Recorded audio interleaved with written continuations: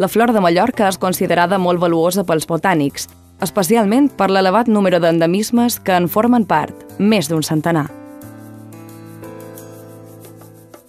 Una planta endèmica, un endemisme en general, són espècies que només se troben a un petit territori.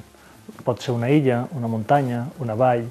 Per tant, són espècies, estem xerrant de plantes, que estan localitzades en aquest petit territori. Per tant, un endemisme de Mallorca són plantes que només se troben a Mallorca. Les illes mediterrànies són riques en plantes endèmiques i les zones aïllades o de condicions extremes encara més. Una de les àrees més riques en endemismes són els penyals i penya-segats, sobretot els que es troben a prop de la mar. Aquí la vida és difícil per a les plantes, hi ha poca terra, poca humitat i pega el vent i el sol. Aquestes condicions, juntament amb l'aïllament d'aquests indrets, són factors que han propiciat l'aparició d'endemismes. Justament al Cap de Formentor s'hi junten aquests dos tipus d'ambients. Molt de penya-segats, zones rocoses i al costat del mar. Per tant, per més motiu, és una zona amb una altíssima concentració d'espècies endèmiques i és un tresor per la nostra natura. Una de les més emblemàtiques i vistoses és la pelònia. Floreix a principis de primavera i la seva flor, rosa i gran, amb molts estams, destaca en aquesta zona tan esquerpa.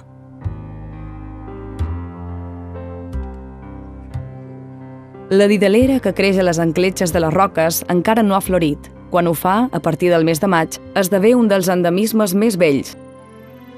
És inconfusible, amb les flors roses penjants. Hi ha diferents tipus d'endemismes. N'hi ha uns que són potser els més espectaculars, que tenen flors més grans i més vistosos perquè se pol·linitzen per insectes. Ben a prop trobam altres endemismes que també floreixen en aquesta època.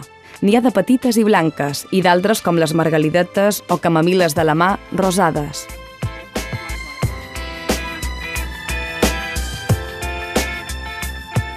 També observam, enfilada a les parets rocoses, la violeta de penyal. Les flors són petites i grogues. Fins i tot en aquest penya-segats trobam una planta endèmica més habitual de boscos i garrigues, el pa porcí, o rapa de porc, que té una flor peculiar, amb els pètals cap amunt. Més cap a la costa és freqüent trobar gatovells, també anomenats eriçons o coixinets de monja, en referència a les seves formes espinoses. Són un dels endemismes més comuns del litoral de les illes. A la talaia d'Obercuig és fàcil observar una de les plantes endèmiques més notables, l'estepa joana. Floreix des de principi de primavera fins a l'estiu.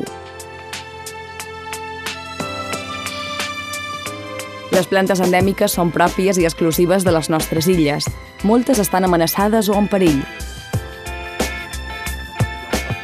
Llavors, fer cura dels endemismes, cuidar sobretot l'ambient on viuen, és importantíssim per conservar la biodiversitat de les nostres illes. Hem de ser conscients que una planta que només se troba a Mallorca o a Menorca o a Cabrera, que també n'hi ha, si desapareix, si no tenim cura d'ella, doncs ja no se troba a cap altra banda del món, o sigui que desapareix de la Terra, l'hem perduda per sempre.